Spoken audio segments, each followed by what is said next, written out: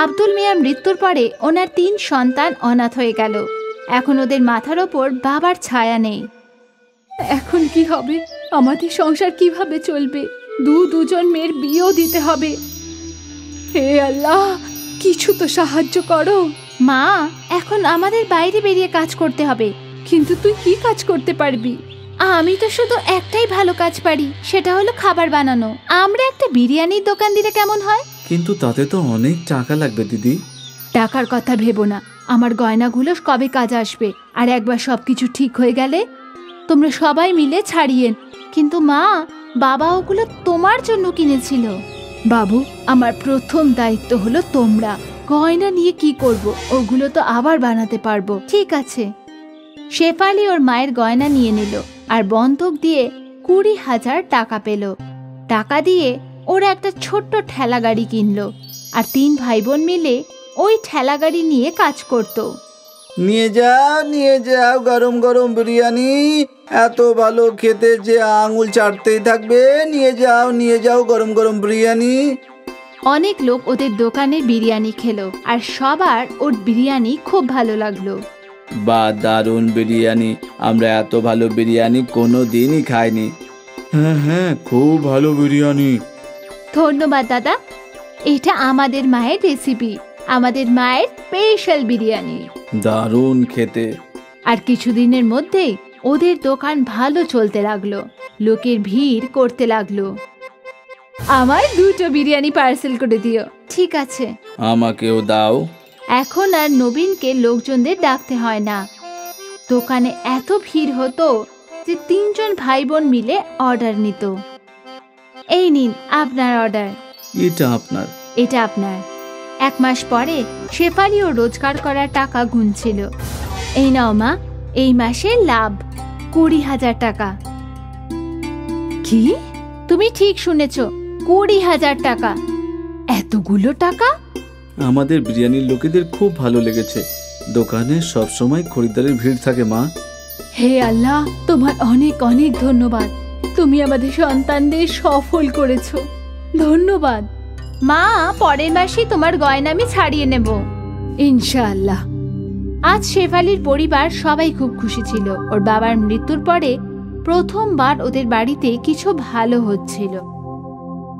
3 ভাই বোন নিজেদের পরিশ্রম চালিয়ে গেল আর অনেক গুণ বেশি লাভ করতে থাকলো। এই সব কিছু আমাদের 3 জনের মিলমিশের কারণে হচ্ছে। একদম দিদি। আর আমরা সব সময় মিলেমিশেই থাকবো। হ্যাঁ, সব সময়। কিছু মাস পরে ওরা ঠেলা গাড়ি থেকে হোটেল খুলে ফেললো। নবীন কাউন্টারে বসতো, শেফালি আর সানা বিরিয়ানি বানাতো। নবীন ভাই সেই একই ঠেলাঠেলি গাড়ির মতো। হ্যাঁ, এটাই তো আমাদের মায়ের রেসিপি। দাদা, রান্না কোনোদিনও বদলাবে না। লোকজন সব সময় ওদের বিরিয়ানির প্রশংসা করত। আস্তে আস্তে ওরা পার্টির ক্যাটারিং এর কন্ট্রাক্টও পেতে থাকলো। ভাই, আমার বাড়িতে কাল একটা পার্টি আছে, 9 জনের বিরিয়ানি চাই। হ্যাঁ, একদম পেয়ে যাবেন। এখানে যেমন খায় সেই রকম যেন ভালো খেতে হয়। নিশ্চয়ই সেই রকমই খেতে হবে। আপনি চিন্তা না করে অর্ডার দিয়ে যান। 3 ভাই বোন খুব খুশি ছিল যে ওদের ব্যবসা বড় হচ্ছিল। তারপর একদিন কি হলো, এই অর্ডারটা এখনো গেল না। ওই কাদের বাবুর বাড়িতে গিয়েছিল, কিন্তু কোনোভাবেই বিয়ে ভেঙে গেছে, তাই এখন খাবার যাবে না। হে আল্লাহ, একদম ঠিক হয়নি। তুমি এক কাজ করো, ওই খাবারগুলো গরিবদের খাইয়ে দাও, অন্তত পক্ষে আশীর্বাদ তো পাবে। ঠিক আছে দিদি। ওর বড় দিদির কথা মতো নবীন সব বিরিয়ানি ভিখারিদের খাইয়ে দিল। কিন্তু ওর ইচ্ছা ছিল না। যখন ও হোটেলে ফিরল তখন সানা ওখানেই ছিল। দিদি কোথায়? ও তো বাড়ি গেছে। আমি বুঝতে পারছি না যে দিদি এত বিরিয়ানি গরিবদের দিতে কেন বলল। কি বলছো তুমি? সানা, দিদি আজ কাদের বাবুর বাড়িতে গিয়েছিল। ওরা 300 জনের বিরিয়ানি অর্ডার দিয়েছিল, কিন্তু কোনো কারণে ওনাদের বাড়ির বিয়ে ভেঙে গেছে, তাই বিরিয়ানিও বেঁচে গেছিল। আমি ভেবেছিলাম আমরা ওই বিরিয়ানি বিক্রি করে দেবো। তখন দিদি বলল সব বিরিয়ানি গরিবদের দিয়ে দাও। এটা তো ঠিকই হলো না, আমরা ওই বিরিয়ানি বিক্রি করেও টাকা রোজগার করতে পারতাম। হ্যাঁ নিশ্চয়ই, আমাদের দিদি খুব ভালো মনের মানুষ। সেই জন্য ও হয়তো ভেবেছে যে যখন আমরা বিরিয়ানির টাকা পেয়ে গেছি তখন বিরিয়ানিও গরিবদের দিয়ে দেওয়াই ভালো। কিন্তু দ্বিগুণ লাভ করার চিন্তায় হয়তো মাথায় আসেনি। হতে পারে। তখনই শেফালি ওখানে আসে আর সানা আর নবীন ওদের আলোচনা বন্ধ করে দিল। বিরিয়ানি গরিবদের দিয়ে দিয়েছে তো? হ্যাঁ হ্যাঁ, নিশ্চয়ই। অন্তত পক্ষে কাদরি বাবুর আশীর্বাদ পাক, এখন ওনার আশীর্বাদের অনেক দরকার। হ্যাঁ। সানা আর নবীন ওদের দিদির সিদ্ধান্তে রাজি ছিল না। যাক, ওদের ব্যবসা চলতে থাকলো। ওরা আরো বড় বড় অর্ডার পেতে থাকলো। ওদের হোটেলও ভালো চলছিল। তারপর কিছু মাস পরে আরেকটা অর্ডার ক্যান্সেল হয়ে গেল। নবীন, আনসারি বাবুর অর্ডার ক্যান্সেল হয়ে গেছে, তুমি এইসব বিরিয়ানি গরিবদের দিয়ে দাও। ঠিক আছে দিদি। নবীন হ্যাঁ তো বলে দিয়েছিল, কিন্তু ওর ইচ্ছে ছিল না। বড় দিদি বাড়ি যাওয়ার পরে সানা আর নবীন কথা বলতে থাকলো। আমরা কি বিরিয়ানি বিক্রি করতে পারি না? এখন তো রাত 10টা বাজে, এখন কি আর কি কোনো খরিদ্দার আসবে? একটা কাজ করি, এটা ভেতরে রেখে দিই, কালকে এটাই বিক্রি করব। হ্যাঁ হ্যাঁ, এটাই ভালো হবে। দুই ভাই বোন মিলে ওই বিরিয়ানি লুকিয়ে রাখলো। পরের দিন ওরা প্রথমে ওই বিরিয়ানি বিক্রি করলো, আর ওরা দুজন খুব খুশি ছিল, কারণ দ্বিগুণ লাভ হচ্ছিল। আর শেফালি এই কথা জানতো না। তারপর থেকে যখনই কোনো অর্ডার ক্যান্সেল হতো, সানা আর নবীন পরের দিন ওটা হোটেলে বিক্রি করত। এই ঘটনা অনেক মাস ধরে চলতে থাকলো। একদিন এই বাসি বিরিয়ানি একজন রেগুলার খরিদ্দারকে দেয়া হলো। নবীন ভাই, কিছু তো গন্ডগোল আছে, বিরিয়ানি আর তেমন খেতে নেই। এটা কি করে হতে পারে ভাই? আমরা তো বরাবর একই বিরিয়ানি বানাই। ঠিক আছে। আস্তে আস্তে সব খরিদ্দাররা বিরিয়ানিতে গন্ডগোল বুঝতে পারলো, আর ওদের এটা খেতে ভালো লাগছিল না। হঠাৎ করে ওদের হোটেলে খরিদ্দার কমে গেল। তখনই শেফালি ভাবতে থাকলো, হঠাৎ করে এমন কি করে হয়ে গেল? আমাদের খরিদ্দার কমে গেল কি করে? এইভাবে চলতে থাকলে কিভাবে হবে? নবীন ওর ভুল বুঝতে পারল। ওর দিদির কাছে কাঁদতে থাকলো। আমার দোষ, আমি আর সানা দিদি মিলে খরিদ্দারকে বাসি বিরিয়ানি খাইয়েছি। কি? নবীন ওর দিদির সামনে সব ভুল স্বীকার করে নিল। এটা তুই কি করলি? বেশি লাভ করার চক্করে ব্যবসায় খারাপ করে দিলি। এবার আমরা গ্রাহককে কি করে ফেরত আনবো? আমাদের ক্ষমা করে দাও দিদি। আমরা জানতাম না যে এরকম কিছু হবে। তোমার লোভের জন্য সবকিছু শেষ হয়ে গেল। তিনজন ভাবতে লাগলো যে ওরা এখন কি করবে। তারপর পরের দিন শেফালি একটা উপায় পেল। শেফালি একটা বোর্ডে লিখল, আমাদের ক্ষমা করে দিন, আমাদের ভুলের জন্য আপনাদের বিরিয়ানি খেতে হয়েছে, আমরা লজ্জিত। সেই জন্য আগামী 1 সপ্তাহ ধরে আমরা সবাইকে বিনা পয়সায় বিরিয়ানি খাওয়াবো। এই বোর্ডটা শেফালি হোটেলের বাইরে টাঙিয়ে দিল। কাস্টমাররা বোর্ড পড়ে ফ্রিতে বিরিয়ানি খাওয়ার জন্য হোটেলে এলো। আর আবার একবার ওদের টাটকা বিরিয়ানির স্বাদ ভালো লাগতো। এটা তো একেবারে আগের মতো। হ্যাঁ হ্যাঁ, দারুণ লাগলো। যদি ওদের 1 সপ্তাহ ফ্রিতে বিরিয়ানি খাওয়াতে হলো, কিন্তু ওদের সমস্যার সমাধান হয়ে গেল। ওদের খরিদ্দাররা ফিরে এলো, আর সানা আর নবীন বুঝতে পারলো যে লোভ বাজে জিনিস। আবার একবার আম্মির বিরিয়ানি চলতে থাকলো। সুনীল আর আসিফ দুজনে বন্ধু ছিল। ওরা দুজনে একই গ্রামে থাকতো। ওরা একসাথে বাঁশ কাটতে যেত। আমাদের জঙ্গলের পেছনের দিকে যাওয়া উচিত, ওখানে অনেক বড় বড় বাঁশ গাছ আছে। কিন্তু ওখানে যেতে আমাদের নদী পার করে যেতে হবে। কিন্তু আসার সময় যদি নদীতে স্রোত বেশি থাকে, তাহলে ফিরবো কেমন করে? আমরা তখনই ওই দিকে যাব যখন নদীর স্রোত কম থাকবে, আর তাড়াতাড়ি বাঁশ কেটে ফিরে আসব। বেশি লম্বা বাঁশ হলে বেশি পয়সা পাবো, সেটা ভাবো। এটাও ঠিক, তাহলে কালকেই যাব। পরের দিন আসিফ আর সুনীল জঙ্গলের পেছনের দিকে পৌঁছলো। এখানে কত মোটা মোটা বাঁশ আছে, আর লম্বাও। ব্যবসায়ীরা এগুলোর খুব ভালো দাম দেবে।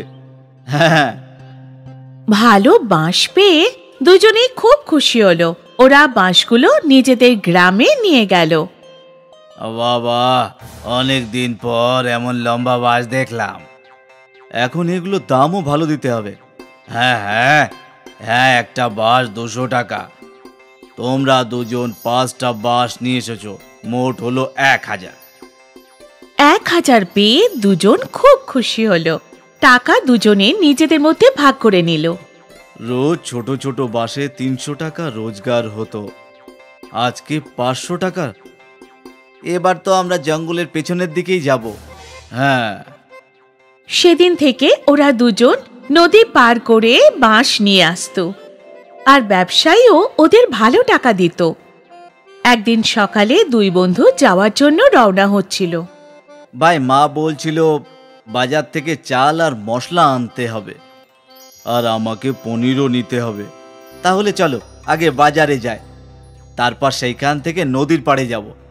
হ্যাঁ, দুটো কাজ একসাথে হয়ে যাবে। দুজনে বাজার পৌঁছলো, আর ওদের যা যা জিনিস দরকার ছিল ওরা কিনে নিল। দেখো ভাই, কি টাটকা পনির পেয়েছি। আজকে রাতে তো আমার নিমন্ত্রণ, আমিও আসবো খেতে। চলে এসো, আমি কখনো বারণ করেছি নাকি? চলো এবার নদীর পাড়ে যাই, বাঁশ কেটে বিক্রিও তো করতে হবে। হ্যাঁ হ্যাঁ। তারপর ওরা জঙ্গলের দিকে রওনা দিল। প্রতিদিনের মতো ওরা নদী পার করে তারপর জঙ্গলে পৌঁছে গেল আর বাঁশ কাটতে লাগলো। কিন্তু হঠাৎ বৃষ্টি শুরু হয়ে গেল। আমাদের বাড়ি ফিরে যাওয়া উচিত, নদীতে জল বেড়ে যাবে। হ্যাঁ, শুধু আর একটা বাঁশ কেটে নি। হ্যাঁ। বৃষ্টি আরো জোরে শুরু হয়ে গেল। কিছুক্ষণের মধ্যে ওদের বাঁশ কাটা হয়ে গেল। তারপর ওরা বাঁশ নিয়ে নদীর দিকে রওনা দিল। ওদিকে নদীর জল অনেক বেড়ে গেছিল। নদীতে তো জল বেড়ে গেছে ভাই, এত স্রোতে নদী পার করা সুরক্ষিত নয়। হ্যাঁ, আমরা কিছুক্ষণ জঙ্গলে অপেক্ষা করি। হ্যাঁ, ওই দিকে যে গুহাটা আছে না, সেখানে অপেক্ষা করি গিয়ে। দুজনে মিলে গুহার দিকে চলে গেল। গুহায় আগে থেকেই কিছু শুকনো কাঠ ছিল। এইগুলো জ্বালিয়ে দিই, একটু গরম হবে। আসিফ যে জিনিসগুলো কিনেছিল সেখানে ম্যাচ বক্সও ছিল। আসিফ ওই শুকনো কাঠে আগুন জ্বালিয়ে দিল, আর দুই বন্ধু আগুন পোহাতে লাগলো। খুব খিদে পেয়েছে ভাই আমারও। শোন, আমরা কিছু বানিয়ে নিই। এমনিতে কিছু জিনিস তো আমাদের কাছে আছেই, কিন্তু আমরা কি করে বানাবো? আমাদের কাছে বাসন তো নেই। তখনই আসিফের নজর পড়ল বাঁশের ওপর। আমাদের কাছে বাঁশ তো আছে, বাঁশের ভেতরে খাবার বানাতে পারবো। কিভাবে? তুমি বাম্বু বিরিয়ানির কথা শোনোনি? না, বাম্বুতে বিরিয়ানি আবার হয় নাকি? কিন্তু আমাদের কাছে মাংস কোথায়? মাংস নেই তো কি হয়েছে, আমাদের কাছে পনির তো আছে, পনির বিরিয়ানি খেয়ে নেব। কিন্তু কি করে? তুমি শুধু দেখো। আসিফ দুটো বাঁশের টুকরো কাটলো। ওর কাছে যে চাল ছিল ধুয়ে নিল। বাঁশের ভেতরে চাল, মশলা, জল, লবণ আর পনির দিয়ে দিল। তারপর বাঁশের একদিকে গাছের পাতা ভরে বাঁশের মুখ বন্ধ করে দিল। তারপর সব জিনিসগুলো ভালো করে নেড়ে জ্বলন্ত আগুনে রেখে দিল। এবার ব্যাস 20 মিনিটে আমাদের বাম্বু বিরিয়ানি তৈরি হয়ে যাবে। দেখা যাক। বাম্বু ভালো করে আগুনে পুড়তে লাগলো। তারপর যখন বাম্বু একেবারে ভালো করে পুড়ে গেল, তখনই খুব সুন্দর একটা গন্ধ গুহাতে পড়ে গেল। মনে হচ্ছে বিরিয়ানি তৈরি হয়ে গেছে ভাই। আসিফ ওই বাম্বু বাইরে বের করলো আর দুটো কলা পাতা পেতে নিল। আর যখনই বাম্বু একটু ঠান্ডা হলো, তখন বিরিয়ানি কলা পাতায় বার করে নিল।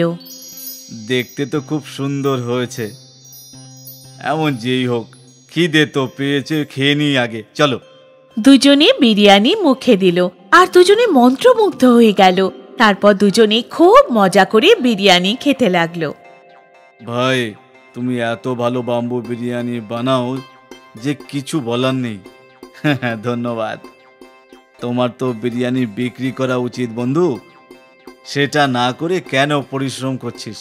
এই বিরিয়ানির বিখ্যাত হতে সময় লাগবে না। সত্যি? হ্যাঁ, তুমি যদি রাজি থাকো তাহলে একসাথে ধাবা খুলে ফেলি। হ্যাঁ হ্যাঁ, কেন নয়। যখন বৃষ্টি বন্ধ হলো, নদীর জল কমে গেল, তখন দুই বন্ধু সমস্ত বাঁশ নিয়ে গ্রামে ফিরে এলো। কিন্তু আজ ওরা বাঁশ বিক্রি করল না। পরের দিন আসিফ আর সুনীল গ্রামের মোড়ে নিজেদের দোকান খুলল। গ্রামবাসী অবাক হয়ে দেখছিল যে ওরা বাঁশের ভেতর কি বিক্রি করছে।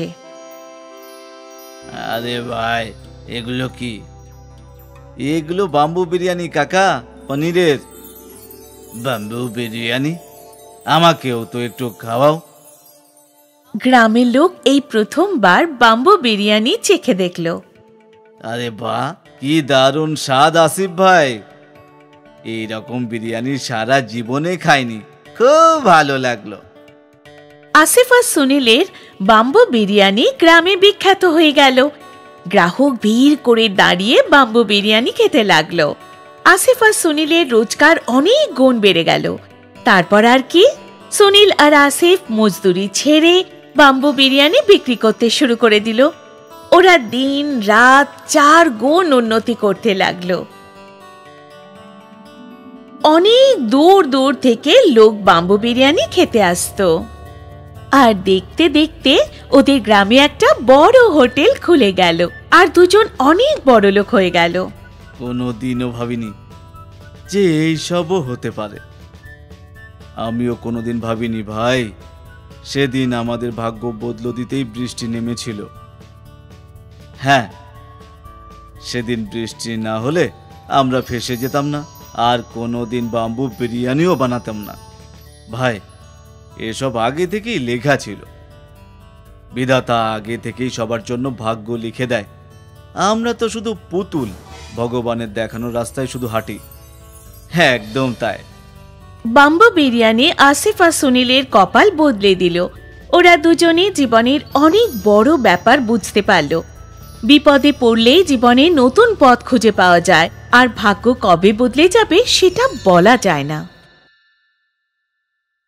এক গ্রামে সুখা আর লম্বু 2 ভাই থাকতো, কিন্তু দুজনের মধ্যে একদম মিলমিশ ছিল না। দুজনেরই মনে হতো যে ওরা কেউ একে অপরের ভালো চায় না। সেই জন্য দুজনের মধ্যে প্রায় দিন ঝগড়াঝাটি হতে থাকতো। ওদের মা ওদের বোঝাতো, কিন্তু ওরা দুজন ওদের মায়ের কথা শুনতো না আর চতুরের সুযোগ নিত। প্রায় দিন দুজনে নিজেদের কাজ বদলাতো। আর একদিন সুখা বিরিয়ানির দোকান দিল, যেখানে লম্বু পেয়ারা বিক্রি করছিল। দেখ লম্বু, তুই পেয়ারা নিয়ে আমার সাথে ঝগড়া করছিলিস তো, সেই জন্য আমি চিকেন বিরিয়ানির দোকান দিয়েছি। তুই এখানে কোনো ঝগড়া করিস না, ভালো হবে না বলছি। দেখ ভাই, যদি তুই ভালোভাবে বলতিস তাহলে আমি এইবার তোর কথা শুনে নিতাম, কিন্তু তুই আমাকে রীতিমতো ধমকালি, তাই আমিও কাল থেকে চিকেন বিরিয়ানি বিক্রি করব। কিন্তু এইবার আমি তোর কাজ বন্ধ করেই ছাড়বো। ঠিক আছে, দেখি তাহলে কে জেতে। দুজনে ঝগড়া করছিল, তখন ওখানে চতুর চলে এলো। আরে কি হলো ভাই, সকাল সকাল কেন ঝগড়া করছো? আর সুখা, তুই আজ বিরিয়ানি নিয়ে এসেছিস, তাও আবার চিকেন। আরে বাহ, 1 প্লেট দিয়ে দেখি, খেয়ে দেখি কেমন হয়েছে। তো আরে চতুর দাদা, এই দোকানে আপনারা যত খাবে খাও। চতুর বিনা পয়সায় অনেক বিরিয়ানি খেলো আর সুখার বিরিয়ানি প্রশংসা করতে থাকলো। সেটা লম্বুর পছন্দ হলো না। সুখা, তুই তো দারুণ বিরিয়ানি বানিয়েছিস, খেয়ে শান্তি পেলাম, খরিদ্দারেরও খুব ভালো লাগবে। আরে দাদা, তুমি কাল আমার হাতের বানানো বিরিয়ানি খেয়েও আঙুল চাটতেই থাকবে। ঠিক আছে, কালকেরটাও কালকে দেখা যাবে। এখন তুমি পেয়ারা খাও, তোমার পেয়ারাও দারুণ খেতে। একটু প্রশংসা পেয়ে লম্বু খুশি হয়ে গেল। চতুর বিনা পয়সায় পেয়ারা পেয়ে গেল। সুখা সারাদিন ধরে বিরিয়ানি 50 টাকা প্লেট বিক্রি করলো আর ভালো রোজগার করলো। এটা দেখে ওর ভালো লাগছিল না। বিকেলে দুজন ভাই নিজেদের বাড়ি ফিরে এলো। পরের দিন লম্বু সুখার আগে ওর গাড়ি নিয়ে পৌঁছে গেল। ও বোর্ডে লিখে দিল যে চিকেন বিরিয়ানি 40 টাকা প্লেট। কিছুক্ষণ পরে ওখানে সুখাও চলে এলো। পাগল, এত কমে বিরিয়ানি বিক্রি করছিস? আজ আমি দেখবো যে তুই কিভাবে তোর বিরিয়ানি বিক্রি করিস। 2 ভাইয়ের দামের মধ্যে পার্থক্য দেখে লোকজন লম্বুর কাছেই যাচ্ছিল, আর সস্তা হওয়ার কারণে পেট ভরে বিরিয়ানিও খাচ্ছিল। এটা দেখে সুখাও বিরিয়ানি সস্তা করার কথা ভাবলো, আরও 50 টাকার বদলে 40 টাকা লিখে দিল। এখন 2 ভাই সমানভাবে টক্কর দিচ্ছিল আর বিরিয়ানি বিক্রি করে বিকেলে বাড়ি ফিরে আসে। আমি শুনেছি তোমরা দুজন আজও নিজেদের লোকসান করে এসেছো। মা, ও আমাকে ধমকি দিয়েছিল, আর এখন আমি ওর কাজ বন্ধ করেই ছাড়বো। মা, যখন তুমি কিছু জানো না তখন কিছুই বলতে যেও না তুমি। ঠিক আছে, এবার থেকে আমি কিচ্ছু বলবো না। তোমরা দুজন যা ইচ্ছে হয় তাই করো। একদিন সকাল সকাল চতুর সুখার সাথে দেখা করতে এলো। আরে এসো চতুর দাদা, বসো। আরে আমি তো তোমার নিজের মনে করি, সেই জন্য ব্যবসার কয়েকটা জিনিস শেখাতে এসেছি। দাদা, এখনো অবধি তো তোমার কথা শুনেই ব্যবসা করছি গো। এবার থেকে 5 টাকায় বিরিয়ানি বিক্রি করা শুরু করো। 5 টাকায় তো চিকেনের দামই উঠবে না গো। তুই তো তোর ভাইকে হারাতে চাস, তাই না? তাই তোকে নিজের পকেট থেকে টাকাই দিতে হবে। কিন্তু আমার কাছে তো টাকাই নেই। তো দাদা কবে কাজে আসবে? যত টাকা লাগবে আমি দেবো। রোজগার পাতি হয়ে গেলে আবার আমাকে দিয়ে দিস। চতুর সুখাকে ধার দিল চিকেন বিরিয়ানি, আর সুখা 5 টাকায় চিকেন বিরিয়ানির বোর্ড লাগিয়ে দিল। ওর সামনে লাইন লেগে গেল, আর লোকজন টোকেন দিয়ে বিরিয়ানি নেয়ার অপেক্ষা করছিল। লম্বু এসব দেখে কষ্ট পাচ্ছিল। তখনই ওখানে চতুর এলো। কি হলো লম্বু, তুই এত কষ্ট পাচ্ছিস কেন? সামনেই তো দেখতে পাচ্ছ, আর তুমি আমাকে কষ্ট পাওয়ার কারণ জিজ্ঞেস করছো। তাহলে তুইও 5 টাকায় বিক্রি করে শুরু করে দে। আমার কাছে অত টাকা নেই, জানি না সুখার কাছে এত টাকা কোথা থেকে এলো। তুই চিন্তা করিস না, আমি তোকে এক্ষুনি ধার দিচ্ছি। তুইও এখন 5 টাকায় চিকেন বিরিয়ানি বিক্রি কর। চতুর লম্বুকেও ধার দিয়ে দিল, আর দুই ভাই 5 টাকায় চিকেন বিরিয়ানি বিক্রি করতে থাকলো। আসুন আসুন, 5 টাকায় চিকেন বিরিয়ানি খান। আসুন আসুন, 5 টাকায় চিকেন বিরিয়ানি খান। 1 প্লেটে 4টে চিকেন পাবেন। সুস্বাদু খান, 1 প্লেটে 5টা চিকেন পাবেন, আর মাত্র 5 টাকায়। দুই ভাইয়ের শত্রুতার সুযোগ লোকেরা খুব ভালোভাবে নিল, আর 5 টাকায় পেট ভরে বিরিয়ানি খেলো। আজ দুপুরের মধ্যেই দুই ভাই সব বিরিয়ানি শেষ করে বাড়ি ফিরে এলো। কত রোজগার হলো আজকে? সুখার লম্বু মাকে সব সত্যি বলে দিল। আচ্ছা, তাহলে তোমাদের দুজনের চতুর টাকা দিয়েছিল। এখন তোমরা নিজেরাই ভাবো যে ও কি চায়। মা, আমায় ক্ষমা করে দাও। হ্যাঁ মা, আমাদের আজ থেকে আর কোনো রকম ঝগড়া করব না। আমরা যত ঝগড়া করব তত অন্য লোকেরা সুযোগ নেবে। হ্যাঁ মা, আমরা এটা আজ বুঝতে পেরেছি। এখন আমরা দুজনে মিলে কাজ করব, আর চতুরকে মজা শেখাবো। দুই ভাই একটা গাড়িতেই বিরিয়ানি রাখলো, আর বোর্ডে লিখলো লম্বু সুখার চিকেন বিরিয়ানি। পরের দিন ওরা দুজন চলে এলো। যখন চতুর পরের দিন গিয়ে দেখলো তো অবাক হয়ে গেল। ওই মিলমিশ দেখে ওখান থেকে দূরে পালিয়ে যাওয়াটাই ঠিক মনে করলো। বন্ধুরা, এর থেকে আমরা শিক্ষা পাই যে আমাদের মিলেমিশে থাকা উচিত, নয়তো অন্য কেউ এই সুযোগ নিয়ে চলে যাবে। আর পাশাপাশি এরকম লোকের কাছ থেকে সামনে থাকা উচিত, নয়তো কিছুদিনের মধ্যে ডুবে যাবে।